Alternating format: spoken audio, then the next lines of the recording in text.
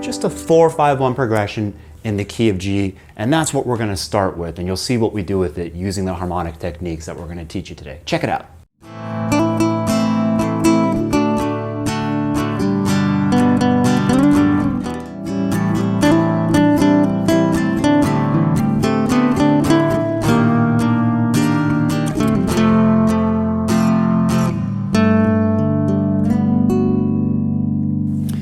So hopefully now you can see what broadening your harmonic techniques can do for you. Things like 7 chords, extensions, sus chords, substitutions, considering your target, borrowing from minor. It's amazing. Why is it that so many classical players have no issue playing stuff like this, and yet struggle when it comes to stuff like this? Well, I know exactly how they feel because I used to be one. What do you say we do something about this?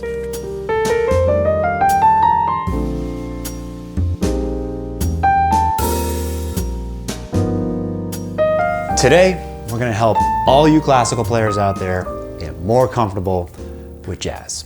So thanks for watching and join us next time. What do you say we do something about this?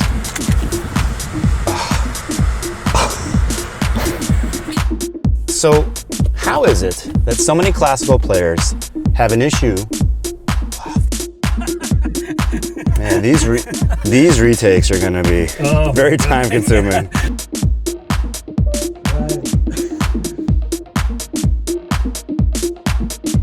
Of the formula that you randomly gave to me. So now, give me one more number, random this time, between 1 and 7. 3, that gives me our E over there. One more note after that, B. 2 nodes from there will get me double harmonic major. Awesome. Let's click on that and see what we have here. All right, so perfect. Like this is the recipe you randomly gave me at the beginning of the video. 1, 1, 3, 1, 2.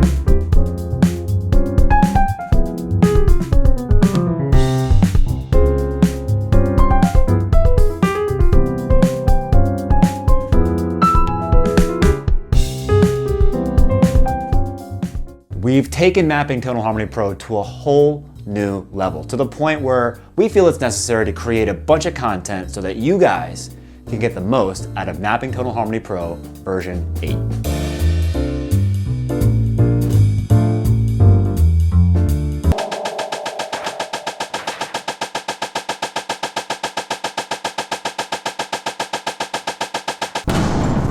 September 17th, 1950. And yes, you are in the right channel, and this is a video about music theory, specifically about chords. Or is it?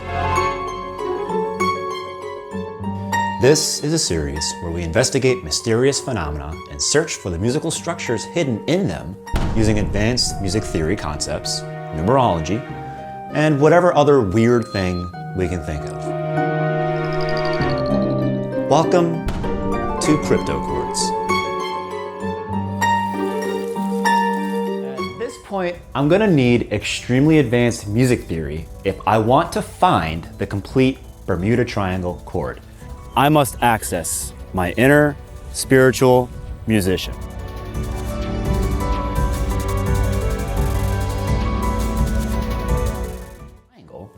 But in the compass, musical structures are best represented when we map them onto the circle of fifths. If I superimpose the Bermuda Triangle inside the circle of fifths, I see there's only one triangle in which any of these notes could be the root. Even more, this triangle represents a symmetric structure with limited transpositions. So why don't we go over to the computer so I can show you this amazing fact in Tessitura Pro. All right, so I'm gonna load the major scale. Look, these are all the scales with only one mode. There's only 4 of them. The chromatic scale, the whole tone scale, the diminished seventh. Mayday, mayday, this is Captain Benjamin Briggs of the Mary Celeste. We are lost. The water all around us is turning green. Mayday, mayday. Look, The main objective of this course is to give you the most effective set of voicings for almost every single chord that you're gonna find in any jazz standard lead sheet. Every voicing in this course is a rootless 4-note voicing in closed.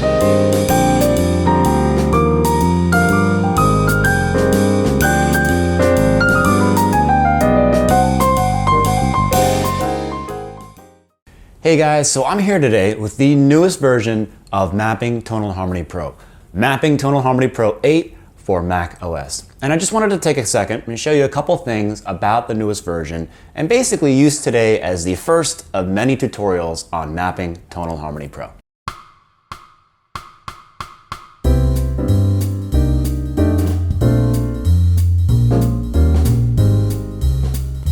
So right away, the app sounds pretty awesome, as you can probably hear. Of course, we can tweak everything about the way the app plays the song, but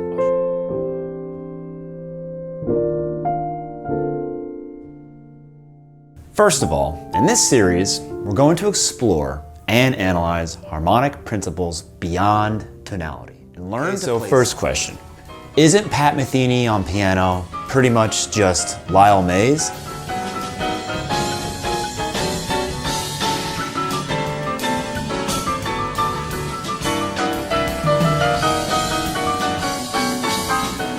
Hopefully help us to develop our own voice. You're gonna learn much more from watching us struggle and take this journey together than you would from us just listing and telling you what techniques are being used.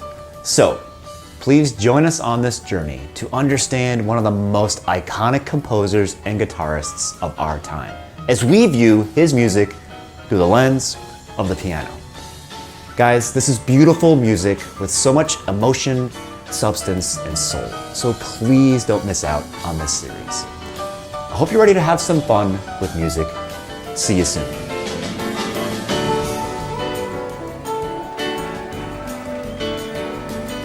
Hey YouTube, mDecks Music here, and welcome to our series on Pat Metheny. If you haven't, so did the C7 sus4 change into an A minor over C? Or can I reinterpret it as a C7-13? And this is where we have the opportunity to introduce the next concept, ambiguity. Tonal harmony is a contract between the composer and music itself. This contract guarantees that if you follow the rules, your piece will be able to offer an anchor point, a magnetic pole or a gravitational center. Impossible to do so. The listener will always be lost without any clear sense of direction. Nowhere to stand firm. You are nowhere.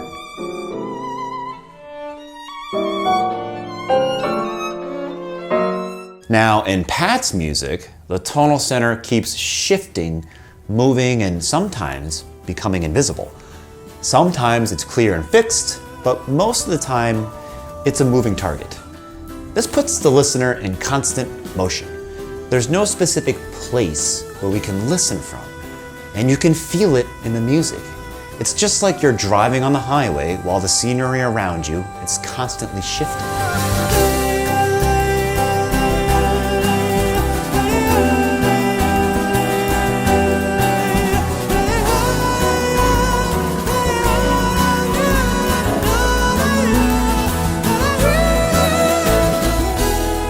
The interesting thing is that although your ears keep moving, you are actually somewhere specific. You are in a car. Whereas if this were true atonality, you would be nowhere, a vacuum of space, if you will.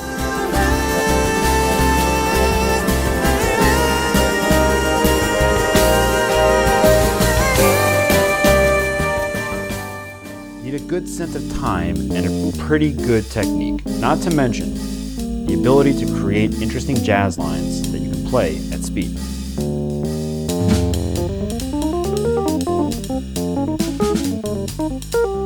So today, let's work on a 3-bar phrase.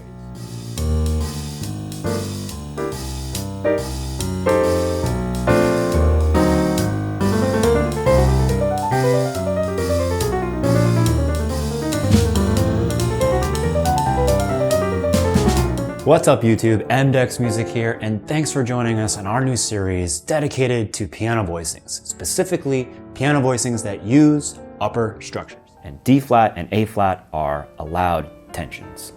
So can you find, let's say, a minor triad inside of the C7 C Mixolydian flat 9 pairing that contains at least one tension? If you said D flat minor triad, you are correct. Hey YouTube, mDecks Music here, and welcome back to another episode of Upper Structure Fridays. Hey YouTube, mDecks Music here, and welcome back to another episode of Upper Structure Fridays, a series. Hey YouTube, mDecks Music here, and welcome back to another episode of Upper Structure Fridays, a series where we the flat 9 with the sharp 9, creating a subtle but effective reharm of the original C7 flat 9. The whole point is that you look at these upper structures from different perspectives. Each perspective will open up different. Time for your upper structure challenge of the day. See if you can picture E flat minor, upper structure G7. This season, we're going to talk about quartals as upper structures. Here's the killer exercise. Play each inversion in all 12 keys.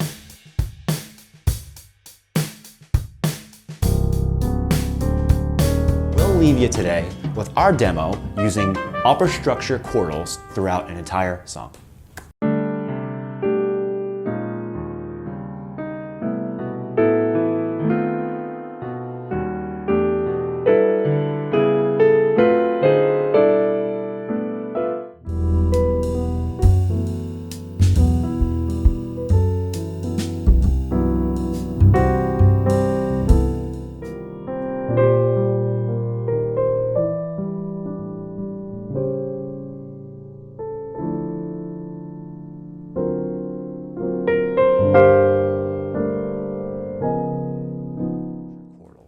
We'll use today's upper structure quartal on the F minor 7.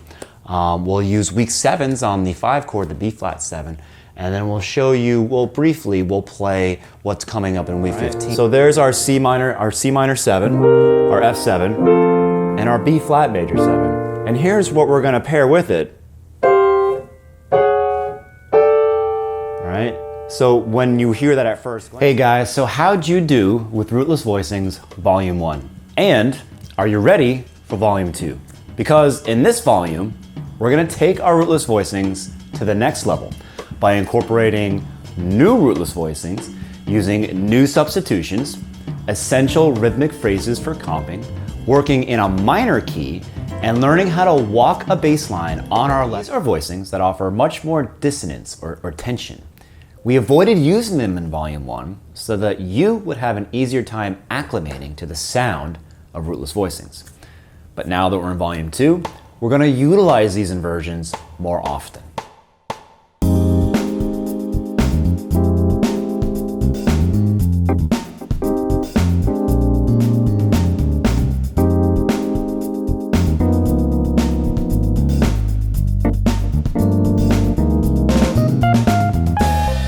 Volume 2, Lesson 1, C minor.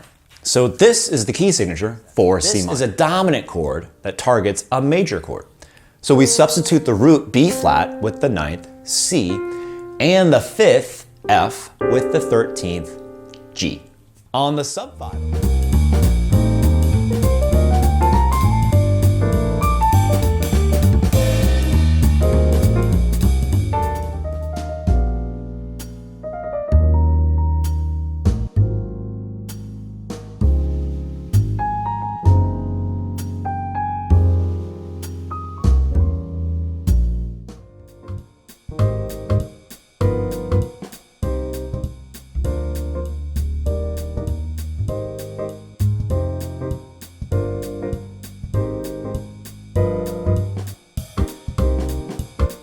What are you doing? It's a Sasquatch chord, bro.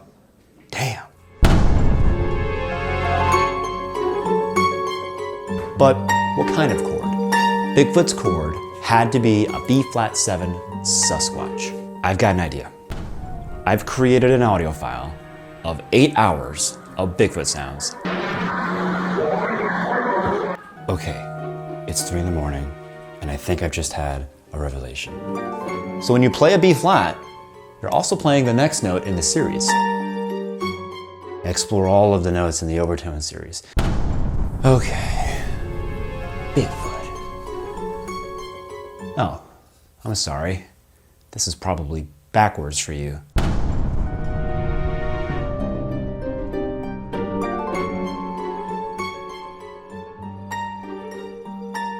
1, 9, 5, and 8, which is an upper structure quartal starting, but will also mysteriously take us to this video.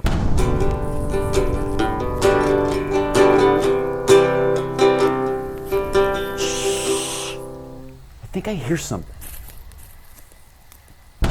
Today's sound is all about creating an intro for any song that starts with a minor chord. For example,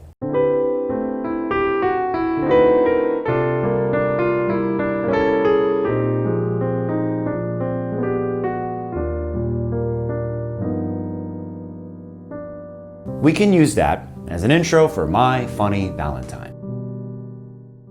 Today's sound is created by using a very interesting trick. Take a listen and see if you can figure out what it is.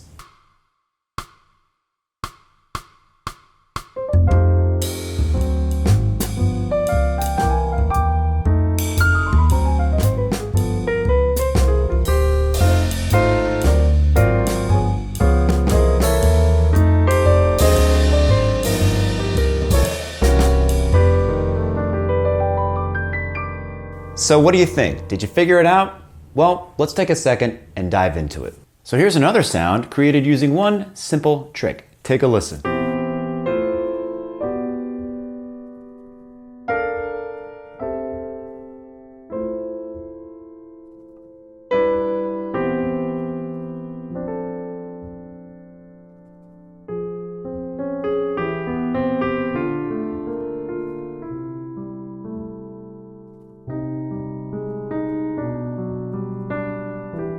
Consistency in the sound, even allowing us to use the chromatic approaches B flat and E flat.